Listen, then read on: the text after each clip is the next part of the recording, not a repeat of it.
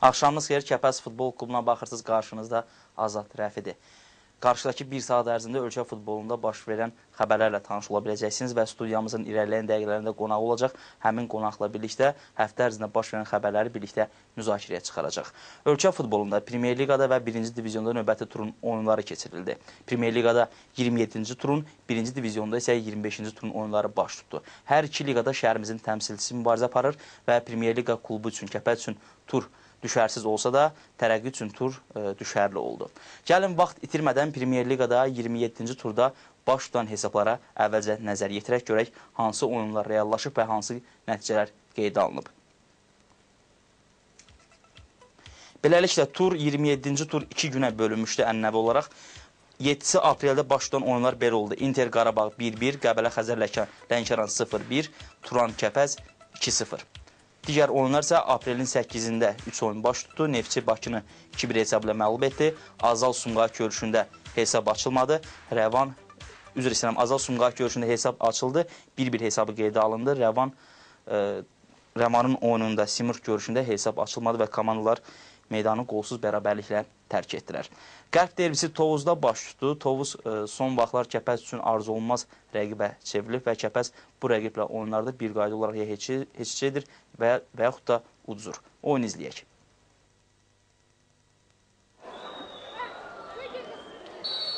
Final mərhələsində ikinci altılığın ən uğurlu qrafik dizayn komandası olan Turan növbəti ev oyununda da meydana qələbə üçün çıxmışdı. Bu mərhələdə yalnız bir məğlubiyyəti olan və 7-ci yerə oynayan Gəncəlilərin də səfərə ən azından heçcə naminə gəldiyini başa düşmək çətin deyildi.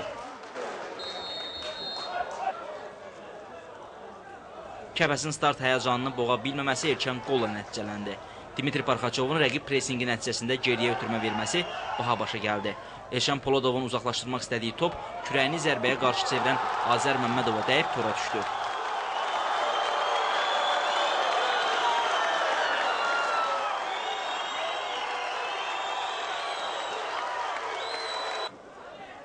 Az sonra ev sahibləri daha bir təhlükəli hücum ərsəyə gətirdilər. Ayxanın cinah asmaz zamanı Tovuzlu Məmmədovun istədiyi kimi zərbə vurmasına rəqib müdafiəçi ilə qapıcı icazə verməsə də, epizodun davamında Georgi Beryaşvilinin təhlükəli vuruşu qeyri-dəqiq alındı. 17-ci dəqiqədə Armando 2 dəfə diqqət mərkəzinə düşdü. Kamerunlu futbolçu əvvəlcə cərimə zərbəsindən Anar Nəzirov səddində ilişdi. Ardından isə çərçivə önündə olan Fomenkaya ötürmə vermək əvəzinə topu havaya göndərdi. 28-ci dəqiqədə isə Turan 11 metrlik cərimə zərbəsi vurmaq hüququ qazandı. Sol cinatdan qapı meydançasına doğru irəliləməyə çalışan Cavid Tağıyevi dayandırmaq istəyərkən Nikolay Svejinsev qayda pozuntusuna yol verdi. Nöqtəyə yaxınlaşan Aleksandr Qolobereşvili şansını qaçırmadı.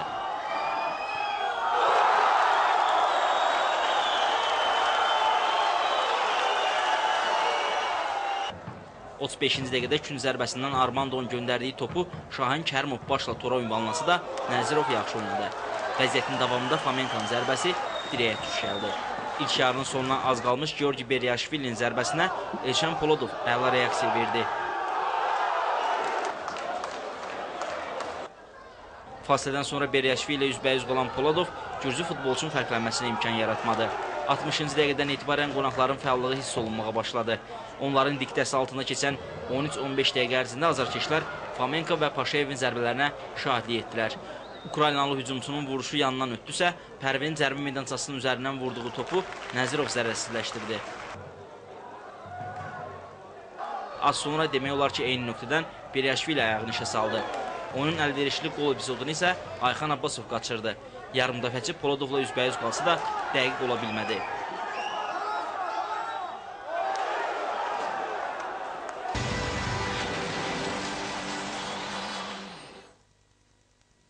Oyunda vurulan qolları və ümumiyyətlə oyunda baş verənləri izlədik. Ən təhlükəli epizodları sizlərin nəzərinə çatdırdıq və artıq studiyamızın qonağı da bizlərlədir. Onu sizlərə təqdim etmək istərdim.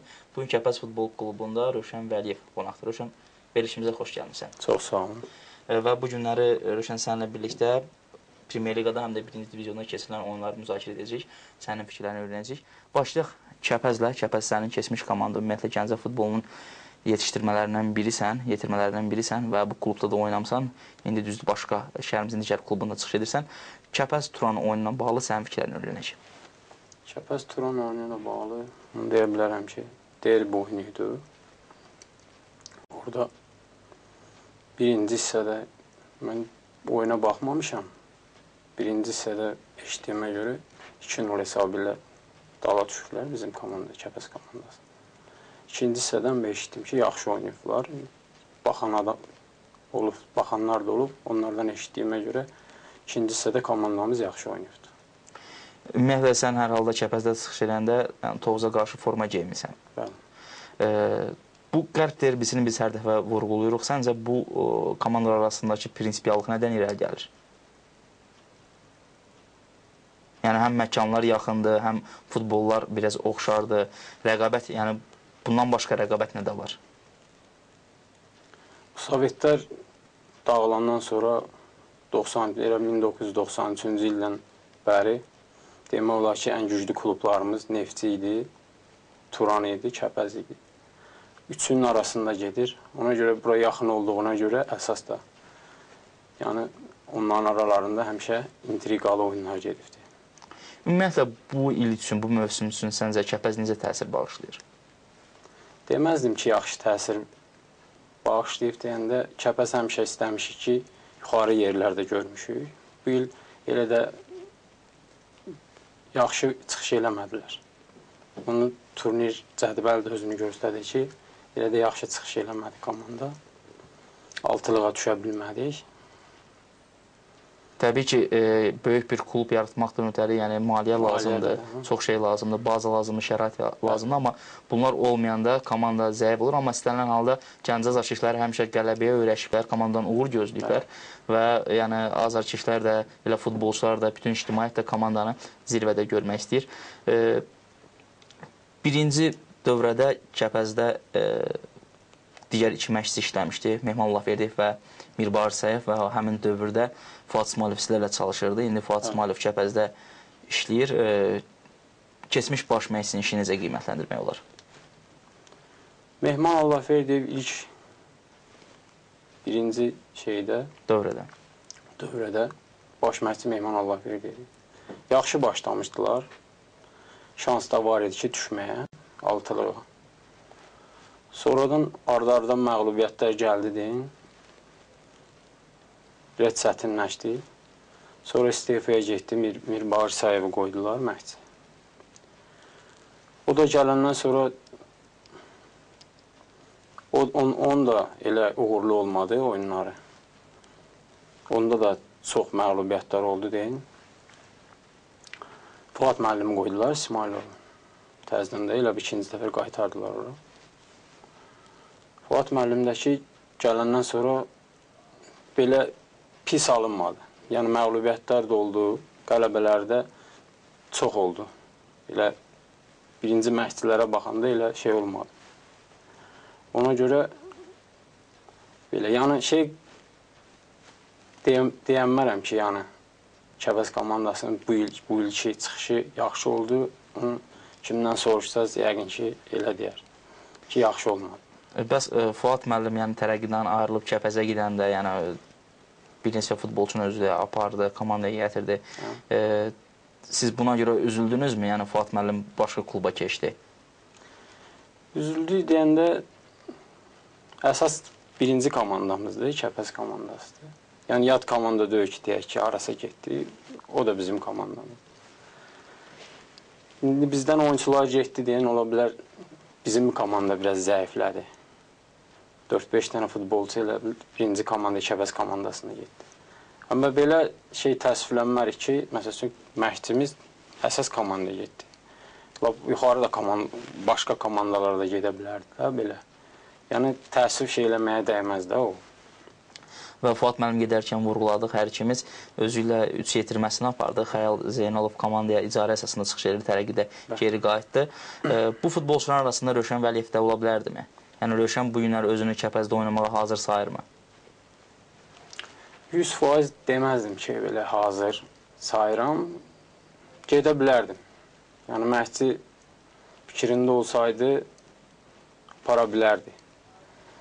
Yəqin ki, nəsə çatışmamazlıqlar olub ki, məsləhət görməyib. Gələcəkdən də Onları yəqin aradan qaldırsa, bəlkə də təzədən apara bilər. Təzə mövsümdən bəlkə ola bilər ki, təzədən apara bilər. Rövşən, sən çıxış elədiyin vaxtlarda Kəpəzdə, yəni çox adam belə hesab edirdi, hətta mən də belə hesab edirdim ki, Mahmud Qurbanovdan sonra Gəncə futbolunda mərkəz xəttdə, yəni Kəpəzin orta mövqeyində Rövşən Vəliyev olacaq və Rövşən özünü sübut etməyə başlayacaq. Yəni perspektiv futbolçu yarımdəfə hesab edilirdin. Gənc yaşlarında komandanın əsas heyətində oynuyordun. Amma sonradan Rövşən Vəliyev gözdən itdi. Səncə bu nə ilə bağlı idi? Bu zədə ilə əlaqədar oldu. Zədə aldım. Ona görə məndə eniş oldu da, yuxarı gedəmədim. Və Gəncənin də futbolsuz qalması, 3 il futbolsuz qalması da təsir etdi ki, bir qism futbolçular özlərinə klub tapdılar, digərləri isə oynaya bilmədilər. Biz də qıraq yerlərdə oynadıq. Xanlar rayonu Gilan komandası, Qəbələ komandası da. Orada oynadıq, Qəbələdə oynadıq. Yəni təsir elədi. Gəncə futbolsuz qalmağı 3 il təsir elədi. Mənim kimi də bəzi futbolçulara təsir elədi. Rövşən Vəliyev ötən illərin təəssüfünü yaşayırmı? Yəni bu boşda arada itən illərin. Təəssüflənirəm.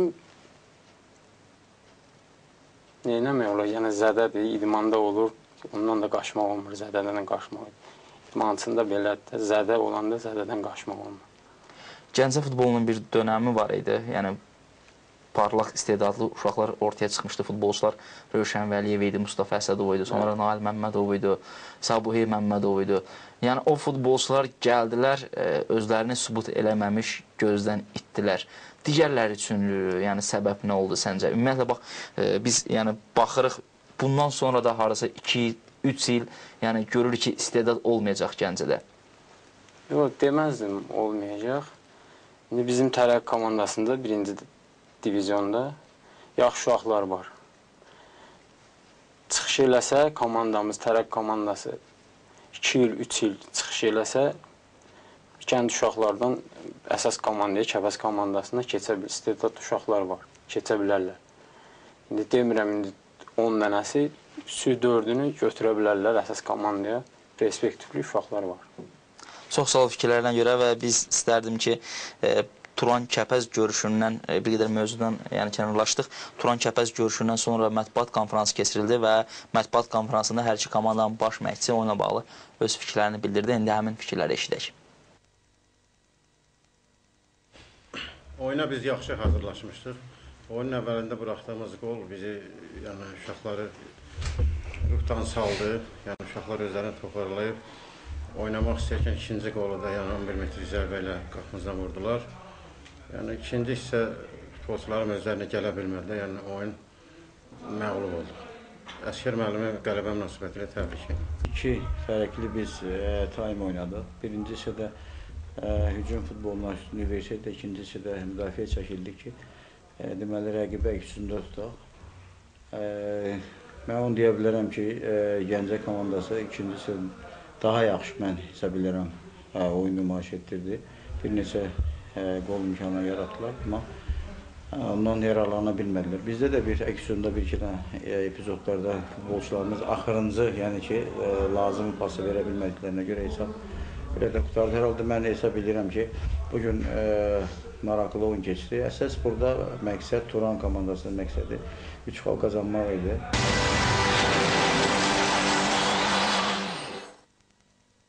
Çempionatda digər oyunlara keçid alırıq. Çempionatın lideri Neftçi Bakı ilə qarşılaşırdı. İlk altılıqda baş tutdu bu oyun və bu oyunda qapılara 3 gol vuruldu. Əvvəlcə hesabı Flavinho 22-ci dəqiqədə açdı və bundan sonra ikincisidə tərəflər hərəyə bir dəfə fərqləndirir. Əvvəlcə 58-ci dəqiqədə Bahodir Nəsimov hesabı artırdı və yalnız sonra 2 dəqiqə qalmış Winston Parks hesab arasındakı fərqi azaltdı və Neftçi liderliyini bu oyundakı qələbə ilə bir daha möhkəmləndirdi. Rövşən, digər oyunlara keçid almamışdan öncə belə bir sual vermək istərdim. Bu son illərdə keçirilən çempionat və indiki çempionat sizin top qovduğunuz illərdəki çempionatdan nə ilə fərqlənir? Həmin dövrdə çempionat güclü idi, yoxsa indi? Təbii ki, indi güclüdür. O vaxt ki, şərait də yox idi o vaxt. İndi yaxşı şərait var, imkanlar yaradıblar. Yəni indiki çempionat güclüdür. Rəqabət gərgin gedir. Rəqabət gəlir. Və Neftçi Bakı oyununa bağlı fikirlərini öyrənək. Təbii ki, Neftçi keçən çempion olmuşdu. Həmən heyətdə saxlayıblar. Yəni onların komplekt oturmuş heyətləri var. Ona görə də 2-3 klub var ki, yaxşı təsir bağışlayır bu il. Bir də Neftçidir. Bakıdakı təbii ki, neçə dənə məşqçi dəyişiblər orada. Hər məşqçi də gələndə öz sistemini qurur. Ona görə də Bakıda çətindir. Ona görə də məğlubiyyətlər üzləşir Bakı. Sanki klub rəhbərliyi də baş məşqçilərin arxasında sona kimi dayanmır. Yəni, baş məşqçi işləyir, 3 ay, 4 ay nəticə olmayan kimi baş məşqçini qovurlar və istər-istəməz bu da təsir eləyə bilərmi nəticəyə? Təbii ki, klub rəhbərləri maliyyə yatırırlarsa kluba, məşqçidən də tələb edirlər. Məşqçi də nəticəni verməyəndə istefiyə göndərirlər. Bu da kluba pis təsir edir. Bir ildə 3 dənə, 4 dənə məşqçi dəyişəsən, kluba pis təsir edir. Ona görə də məğlubiyyətlər arxa-arxa gedir. Və digər oyuna keçid alırıq. Söhbət Inter Qarabağ görüşündən gedir. Bu görüşdə də heç-heçə qeydə alındı. Turun mərkəzi görüşlərindən biri idi. Şəfa stadionunda baş durdu. Maksim Medvedev 75-ci dəqiqədə hesabı açdı və bundan sonra hamı gözləyirdi ki, Qarabağ qələbə qazanacaq. Ancaq belə olmadı. Başana Tsxadadze, Kaxaber Tsxadadzinin oğlu növbət dəfə atasını məğlubiyyətdən xilas elədi. Bu oyunla bağlı nə düşünürsən? Mən baxırdım həmən oyuna, televiziya vasitəsilə baxırdım. Axırlarına baxdım, Qarabağ udurdu 1-0. Axırda Cobut səhv elədi, müdafiə xətti Qarabağda. Hücumçu qol vurdu, hesabı bərabərləşdirdi. Qarabağ çempionatımızın ən texnikal komandası hesab olunur. Topla yaxşı oynayırlar. Futbolçular yaradıcı futbol oynayırlar. Amma Interdə digər tərəfdən də taktiki futbolu daha yaxşı bacaran sxemi, yəni baş məşqçinin verdiyi sxemi daha yaxşı həyata keçirməyə bacaran futbolçular var. Səncə bu klubların mübarizəsində, yəni belə deyək ki, nə texnika qalib gəldi, nə taktika qalib gəldi. Amma istənilən halda hər iki klub çempionatımızın aparıcı komandalarından biridir. Bu komandaları ayrı-ayrılıqda necə fərqləndirmək olar? Başqa? Kənət deyirəm, Azərbaycanda 2-3 komanda var. Biri də Qarabağda onlardan ki, yaxşı təsir bağışlayırlar. Onlar da neçə illərdir bir yerdə oynayırlar o komanda. Topu sevən komandadır. Topu oynamağı sevən komandadır. Yaxşı komandadır Qarabağ. Avropa liqalarında da ölkəmizi təmsil edirlər layiqincə. Interə gəlincə, Inter təzə məşqçi gələndən komandanı düzəldibdir. O biri məşqçilərə baxanda Tsxadadze komandanı düzəldi. Həm də yerli futbolçulardan da götürdülər. Həm də digər klublara baxanda həm də az büdcə ilə çıxış edirlər. Çıxış edirlər. Əsas da odur ki, cavan yerli futbolçuları götürdülər onlar. Ona görə yerli futbolçularla legionerlərin sintez deyək də, belə bir yerdə elə bir yaxşı kollektiv komanda düzəldibdir. Bu oyunda qeyd alınan heç-heçə səncə Qarabağın çempionluq şansına böyük ölçüdə mi təsir etdi? Təsir etdi deyəndə ədalətli nəticə idi belə baxanda 1-1. Qurban müəllim də müsahibə verəndə dedi ki, yəni 1-1 ədalətli nəticə idi. Yəni mən də elə hesab edirəm ki, ədalətli nəticə idi 1-1. Bəs Qarabağın çempionluq şansına təsir edəcəkmi bu oyun nəticəsi? Yəqin ki, təsir eləyər. Yəni hər halda qələbə qazansaydı Neftçiyə yaxınlaşacaqdı. Və digər oyundan görüntülərimiz var. Söhbət Qəbələdə keçirilən Qəbələ Xəzər Lənkəran görüşündədir və bu oyunda Xəzər Lənkəran yeganə qolla qələbə qazandı. İndi həmin oyunda vurulan yeganə qol ekrana gəlir. Branimir Subaşic 2-ci dəqiqədə qol vurmaqla komandasını qələbəyə daşımış oldu. Və biz prodüserlərimizdən xahiş edərdik ki, Xəzər Lənkəran komandasının baş məşqçisi Yunis Hüseynovla əlaqə yaratsınlar və biz Yunis müəllimin həm bu oyunla bağlı, həm də çempionatın gedişi ilə bağlı fikirlərini öyrənərdik. Telefon əlaqəsi yaradana kimi Rövşən bu oyunla bağlı nələr düşünür? Sənin fikirlərini öyrənək. Mən açığı gözləmirdim ki, Lənkəranında. Qəbələ 6-lığa yaxşı başlayıb. 2 oyun utdu, bir oyunda heç elədi. Deyirdim, yəqin evdə oynayırlar, bu oyunu da uda bilərlər. Gözlənilməz oldu məndən ötürü. Lənkərana da lazım idi ki, qələbə. Təzə məşqçi gəlib özünü göstərməlidir. Belə. Və artıq telefon xəttində Yunis Hüseynovdur. Yunis müəllim, axşamınız xeyir. Axşamınız xeyir Azad. Yunis müəllim, çox sağ olun. Yəni biz verilişdən öncə sizlə danışdıq. Qeyd elədiniz ki, komanda daxili iclası var və iclasdan həmən sonra sizlə danışa biləcəyik. Bu fürsəti bizə yaratdınız. Minnətdarıq. İlk öncə Yunis müəllim, Qəbələ Xəzər Lənkəran görüşündə komandanın qazandığı qələbə haqqında fikirlərinizi öyrənərdik. Demək, mən sizin o studiyada olan qonaqlarınızı salamlayıram. Bilmirəm amma kimlərdir? Rövşən Vəliyevdir. Salamlayıram Rövşəni də. Bütün Gəncə azarkeşlərini də salamlayıram hamısını. Demək, Qəbələ ilə oyunda biz ki, bizə çox vacib oynayırdı. Amma açığın deyim sizə ki, birinci hissədə oyun xoşuma gəldi, amma ikinci hissədən çox da razı qalmadım.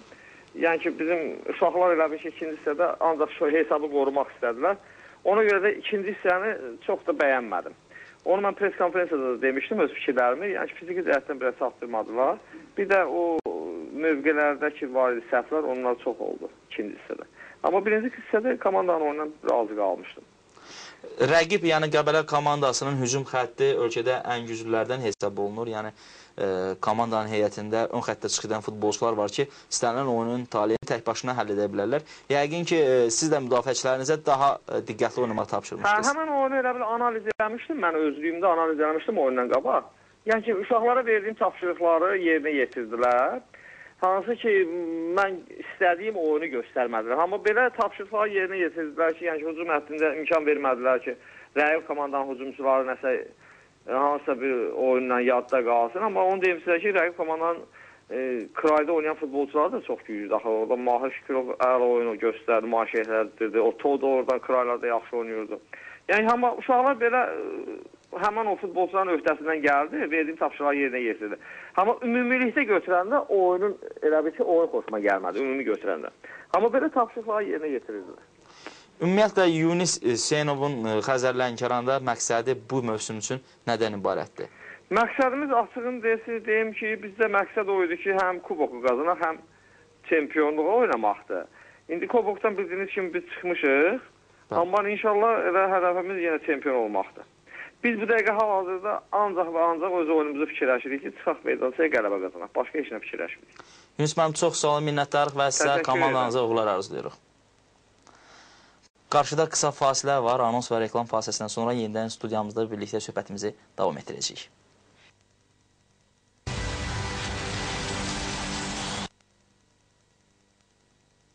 Və biz digər oyuna keçid alırıq. Söhbət Azal Sumqayıt görüşündən gedir. Şüvəlanda başlayan oyunda 1-1 hesablı heçcə qeydə alındı. İndi həmin oyunda vurulan qollar ekrana gəlir. Beləliklə, o oyunda hesabı Eşqin Quliyevlə qonaqlar açdılar 51-ci dəqiqədə. Amma Azal Ervin Bulku ilə oyunun bitməsinə 2 dəqiqə qalmış bərabərlik qolunu vura bildi. Oyunun nəticəsi bir qədər sürpriz kimi qiymətləndirir. Hər halda Azal'la Sumqayıtın klub olaraq səviyyələri eyni deyil. Bəli. Mən gözləmirdim açığı. Deyirdim ki, bu oyunda Azal qələbə çalır. Həm də nəzər almaq lazımdır ki, Vaqif Sadıqovun baş məşqçi postunda debüt idi və ilk oyunda baş məşqçilər həmişə qələbə qazanmağa can atırlar. Gözləmirdim yəni bu nəticəni. Və digər bir oyun var. Rəvan Simurq görüşündə isə 0-0 hesablı nəticə qeydə alındı və bu görüşdə də yəni hər iki komanda çempionatın ilkin mərhələsində, ilkin təslimat mərhələsində yaxşı oyunu ilə diqqət çəkirdi və bütün iddialara qarşı baş ağrısı yarada bilirdi. Amma öz aralarındakı oyunda Rəvanın hardasa proqnozlaşdırılır ki, qələbəsi ola bilər, amma Zaqatalılar bu oyundan bir xalla ayrıldılar. Komandalar da altılığa düşməyibdi.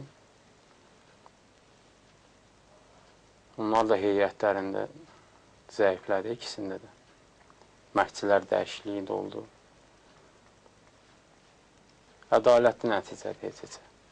Və biz turnir cədvəllərinə nəzər yetirək, turnir cədvəlinə görək hansı klub çempionatda ilk və ikinci altılıqda hansı mövqedə məskunlaşıb. Beləliklə 27 turdan sonra Neftçi komandası ilk pillədə möhkəmlənib 57 xal var Bakılıların. Xəzər Lənkəran ikincidir, ondan 6 xal geri qalır. Qarabağ 3-cü, Inter 4-cü, Qəbələ 5-ci, Bakı 6-cıdır 41 xalla ilk altılığı tamamlayır. İkinci altılıqda isə Acal liderliyi edir 36 xalla, Rəvan 8-ci, Kəpəz 9-cudur. Komandamız 27 oyundan 8 qələbə, 5 heçsə və 14 məğlubiyyəti var. 29 xalla dediyim kimi 9-cu pillədədir. Sonraki 3 yeri isə Simur, Turan və Sumqayıt klubları tutublar və turnir cədvəlində belə görünür ki, əsas mübarizə, yəni çempionata qalma uğrunda mübarizə Turan və Sumqayıt klubları arasında gedir və Rövşənin həm çempionluğa favoriti kimdir? Əvvəlcə onu öyrənək, mükafatlar, digər, yəni gümüş və bürünc mükafatları səncə hansı klublar qazana biləcək? Bu çempionluğa namizəd Neftçini görürəm mən. Oynadığı oyunla da mən onu görürəm birinci növbədə.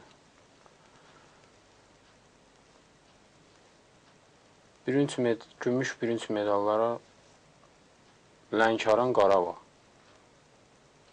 Bu üç komandanı görürəm. Və ötən il bu klubla, yəni Neftçi ilə çempionluğu qazanan Arif Əsədov indi telefon xəttində olmalıdır. Arif müəllim, axşamınız xeyir. Axşamınız xeyir. Arif müəllim, çempionatda mübarizə davam edir və final mərhələsində ikinci altılıqda gərgin oyunlar keçirilir. Daha bir həftəni geridə qoyduq və bu həftədə həm ilk altılıqda, həm də ikinci altılıqda bir-birinə maraqlı oyunlar oldu, sürpriz nəticələr qeydə alındı. Futboldan müəyyən qədər kənardasınız, o mənada ki, yəni çalışmırsınız. Bir futbol mütəxəssisi olaraq çempionatın gedişi ilə bağlı sizin fikirlərinizi öyrənək əvvəlcə. Doğrudan da artıq çempionatın finiş mərhələsinə qədəm qoyubdur. Yəni altılıqda oyunlar gərgin keçir. Burada hər oyun, hər qələbə 6 xal kimi götürmək olar. Və son turda da olan nəticələr, yəni Neftçinin, Biliski Neftçinin Bakı üzərində qələbəsi, sindən sonra 6 xal artıq və o bir rəqiblərin xal itirməsindən sonra Neftçi artıq xal fərqini 6-ya çatdırdı və çempionluğun demək olar ki 80-90% məsələsi mənim fikrimcə həll olunub. Qalan komandalar Qarabağ, Inter heç-heçə oynamaqla haradasa çempionluq yarışında biraz da işlərini çətinləşdirdilər. Lənkəran Qəbələdə qalib gəlməklə haradasa nəzərə alsaq ki, Neftçini qəbul eləyəcək. Bunda haradasa şans var ki, Lənkəranın Neftçi ilə çempionluq yarışında mübarizə aparmasını kimi belə götürmək olar. Qalan komandalar, yəni ki, namizəd Real Neftçi çempionluğa Real namizəddir. Qalan komandalar Lənkərandır, Qarabağdır və Lənkəran, Qarabağ və Inter Avropa oyunlarına düşə bilərlər. Və ilk altılıqda son pillələrdə qərarlaşan Qəbələ və Bakı var. Bu klublar da yəni digər klublardan geri qalmır, həm şəraitinə, bazasına görə və transferlərinə görə. Amma çempionatda istənilən oyunu nəticəni verə bilmirlər. Sizcə bu nə ilə bağlıdır? Yəni burada da yəni deyirik ki, yəni ilk çempionatın əvvəlində Tony Adams komandanı artıq bir neçə ildir ki, Qəbələni götürmüşdü və istədiyi heyətdə yığmışdı. Mənə elə gəlir futbolçular da, normal futbolçular da komandaya cəlb olunmuşdu və rəhbərlik tərəfindən də hər cür şərait yaradılmışdı. Ancaq təəssüf olsun ki, bu müddətdə o istədiyi komandanı yarada bilmədi və dəyişiklikdən sonra köməkçi Kavlakın gəlməsindən də sonra artıq çox xal itirilmişdi deyə əvvəldən. Və o, necə deyilər, Avropa oyunlarından mənim fikrimdə dala qalır. Yəni ki, xal ehtiyatına görə artıq onların Avropa oyunlarına düşməyə çətindir işləri. Bakıda da eyni, yəni ki, Starkovun da komanda artıq demək olar il yarım, 2 il olmağına baxmayaraq, ona da klub rəhbərliyi tərəfindən istədiyi şərait yaradılmışdı yüksək səviyyədə. Amma o da bir neçə dəfə istədiyi komandanı formalaşdırsa da nəticəni verə bilmədi və komandadan istifa verdi. Və onun da təsiri Novruz Əzimov komandaya təyin olundan sonra artıq iş işdən keçmiş, yəni çox xal itirilmişdi. Artıq Bakının bir şansı var ki, kubok oyunu ilə Avropaya yol açıla bilər Bakı komandası üçün. Amma Qəbələnin demək olar ki, şansı qalmışdı mənim fikrimdə. Arif müəllim, çox sağ olun fikirlərinizə görə sizə təşəkkürümüzü bildirdik. Bir daha xatırladım ki, telefon xəttində futbol mütəxəssisi Arif Əsədov idi və biz indi Premyer Liqa ilə bağlı söhbətimizi yekunlaşdırırıq və 1-ci divizyona keçid alırıq. Rövşənin komandasının forma geydiyi komandanın çıxış elədiyi çempionata və 25-ci turun oyunları keçirildiyi 1-ci divizyonda hansı nəticələr qeydə alındı? Əvvəlcə onu izləyək. Lokomotiv Şəmkir 3-2, Şaxta Qaradağ Lökbatan 1-0, Karvan Neftçala 0-1, Tərəqqi Göyəzən 4-1, Muğan Moyq 2-0, Şuşa Energetik 1-0. Turla bağlı Rövşənin fikirlərini öyrənməmişdən öncə istərdim ki, Gəncdə baş tutan Tərəqqi Göyəzən oyununda vurulan qolları izləyək. Ondan sonra Rövşənin bu oyunla bağlı fikirlərini öyrənəcəyik. Çempionatda qeyri-stabil çıxışı ilə tanınan Gəncəllər Qazax klubu ilə görüşə 3 xal mənbəyə kimi baxırdılar.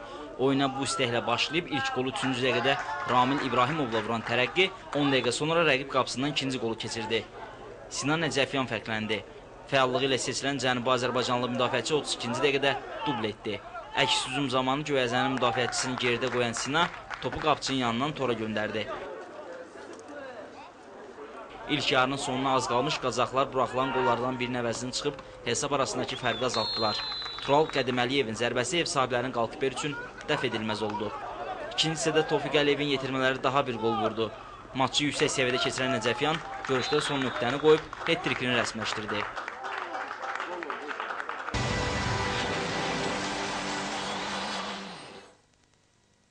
İlk öncə kapitan olaraq səni və Tərəqqini təbrik edirik. Çox sağ ol. Bu oyunla bağlı fikirlərim. Qazaxlı oyunumuzu qələbə qazanmalı idi. Neçə oyunda məğlub olurdu.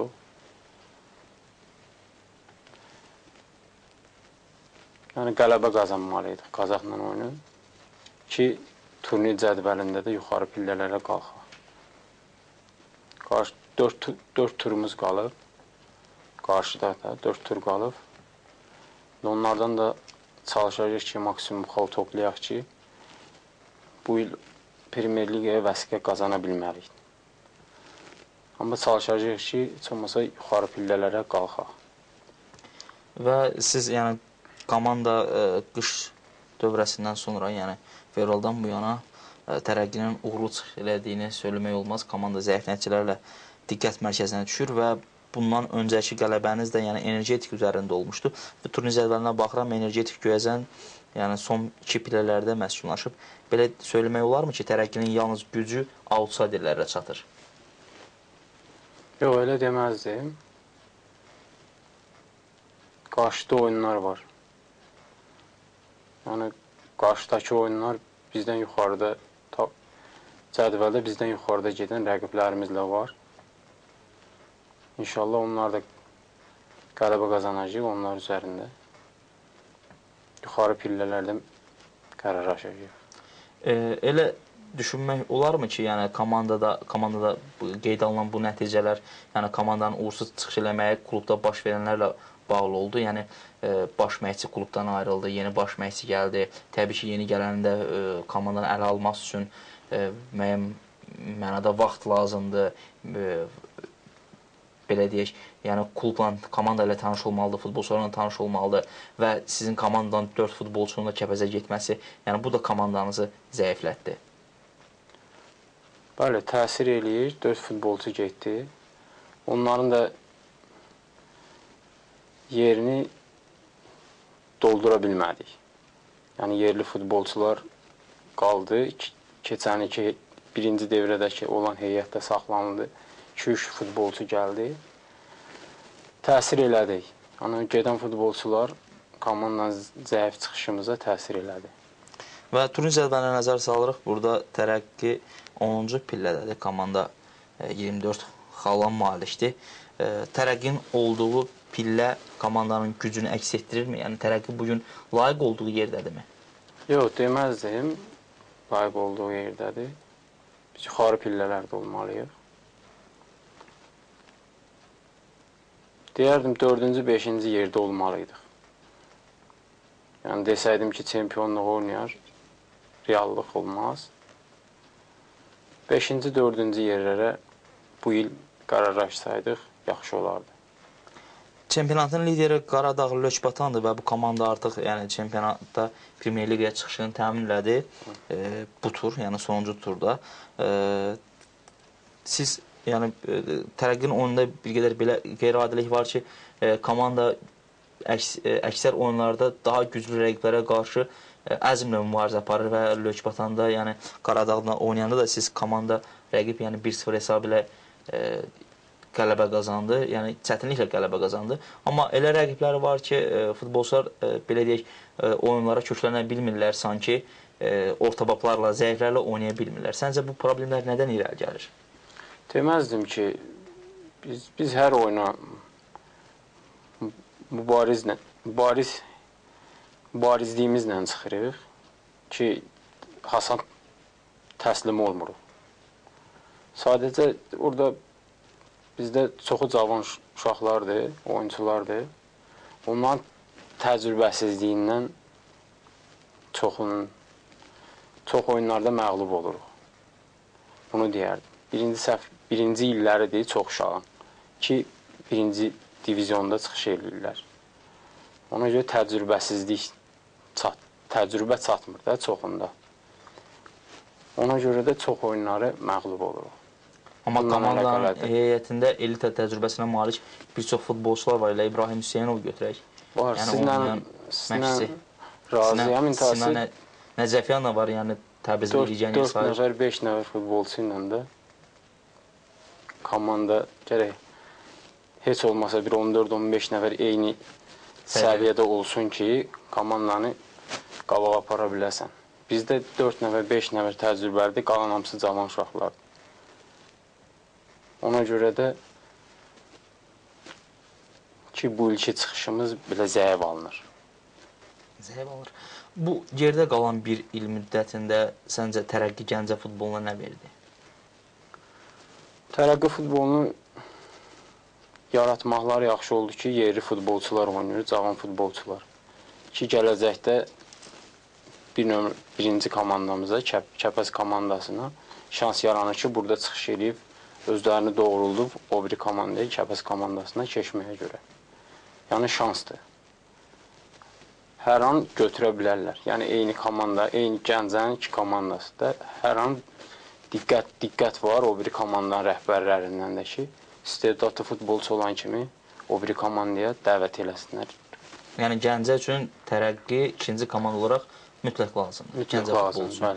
Lazımdır. Və belə deyək, yəni hər verilişimizdə bunu qeyd edirik. Komandanın başında Tofiq Əliyev durur, təcrübəli simadır və yer gəlmişkən Tofiq müəllim də buradan efirdən təbrik edirik. Aprelin 12-sində onun 65 yaşı tamam olur. Gəncə futbolunda, ölkə futbolunda zəhmət keçmiş bir insandır. Elə ilk çempionat illərində də, yəni 98-ci ildə də Tofiq müəllim başlıq elədiyi Ağrıdağ klubu var idi ki, Premyer Liqaya vəsiqə qazanmışdı birinci dəstədən, amma qismət olmamışdı oynamaq. Amma ümid edirik ki, yəni növbəti illərdə biz Gəncə komandası, yəni Gəncə derbisi olaraq Tərəqqini, Kəpəzi görə biləcəyik. Yəni bu ümidlər azarkeşlərdə var və komandanın başında Tofiq Əliyev kimi bir təcrübəli sima var. Yəni o bir dəfə birinci dəstədə çempionluq qazanıb və düşünürəm ki, növbət dəfədə qazana bilər. Sən bundan bağlı nə düşünürsən?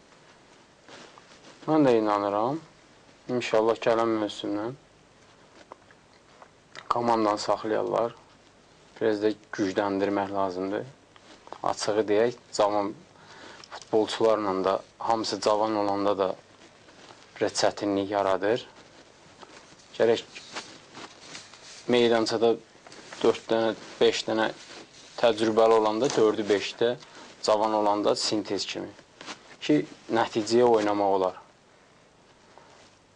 Gələn il komandanı saxlasalar,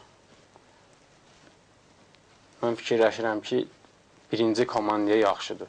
İki cavan futbolçuların yetişməsinə görə, ki, Kəpəz komandasında çıxış eləməyə görə. Yaxşıdır, saxlasalar Tərəqqi. Çox sağ ol Rövşən fikirlərinə görə və biz Premyer Liqadan danışdıq, 1-ci diviziondan danışdıq və indi milli komanda var. Sabah milli komandaların FIFA növbəti reyting cədvəlini açıqlayacaq. Amma artıq indidən yığmanın aprelin 11-indəki reytingdə hansı yerdə qərarlaşacağı məlumdur. Ötən ay açıqlanan reytingdə 116-cı olan Azərbaycan bu müddətdə rəsmi oyun keçirməsə də 6 pillə irəliləyib. Hesabının 20 xal artıran Berti Foxun yetirmələri 305 xal toplayıb. Millimizin bir ayda arxada qoyduğu yığmalar isə əsasən Afrika təmsilçiləridir. Bunlar arasında Niger, Kenya, Çad və Sudan yığmaları var. Komandamız həmçinin dünyada az tanınan Santome və Prinsipi ilə St. Kitts Nevisi də arxada qoyub. Ötən ay millimiz kimi 285 xalla 116-cı yerə şərik olan Farer adaları da artıq geridə qalıb. Qeyd edək ki, siyahının ilk 3 pilləsində dəyişikliklər baş verib. İspaniya zirvədə qalıbsa, Hollandiya ikinci yer əldən verərək 2 pillə geriləyib. Almaniya və Uruqvay narıncıları arxada qoyub.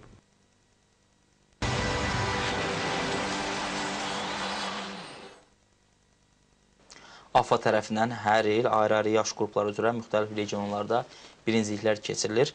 Qərb regionunda düzənlənən bu cür birinciliklərindən birinə də Şəmkir ev sahibliyidir.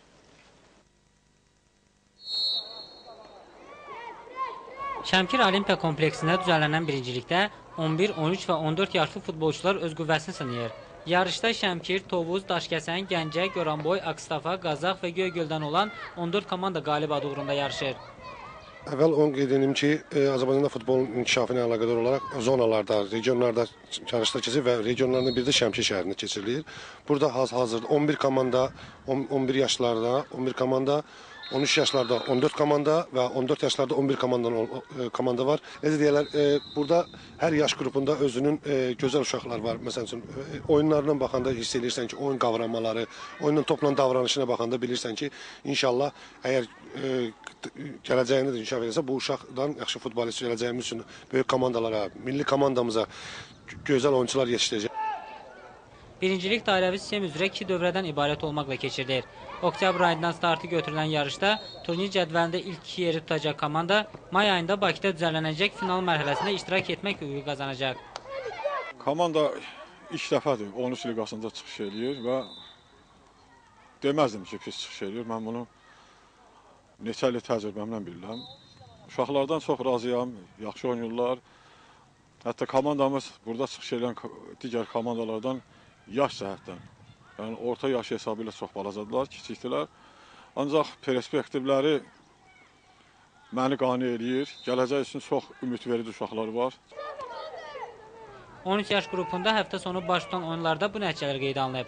Ugim Tovuz, Çınar Gəncə 0-7, Ugim Goranboy Turan Tovuz 0-3, Şəmkir Kəpəz Gəncə 1-7, Rio Ugim Akstafa Tim Gəncə 0-1, Qoşqar Daşkəsən Ugim Qazax 0-1, Ugim Göygöl Şəmkir Olimpiya kompleksi 0-2, Metallurq Ugim 2 Gəncə, Ugim Akstafa 0-0. Qeyd edək ki, 12 turdan sonra Gəncənin Çınar kollektivi 36 xal toplayaraq turnir cədvəlinə başçılıq edir.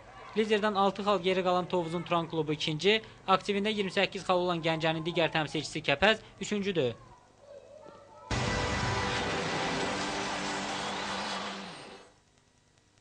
Uşaq futbolu bizim ən ağırlı yerimizdir. Yəni düzdür, indi Bakıda, Qəbələdə, digər şəhər və rayonlarda uşaq futbolunun inkişafı ilə bağlı bir sıra layihələr gerçəkləşdirilir, bazıları tikilir, xaricdən mütəxəssislər gətirilir, amma Qərb regionunda nə Gəncədə, nə də Tovuzda, yəni ölkə futbolunun ən hərəkət verici qüvvəsi olan bu iki şəhərdə belə bir baza yoxdur.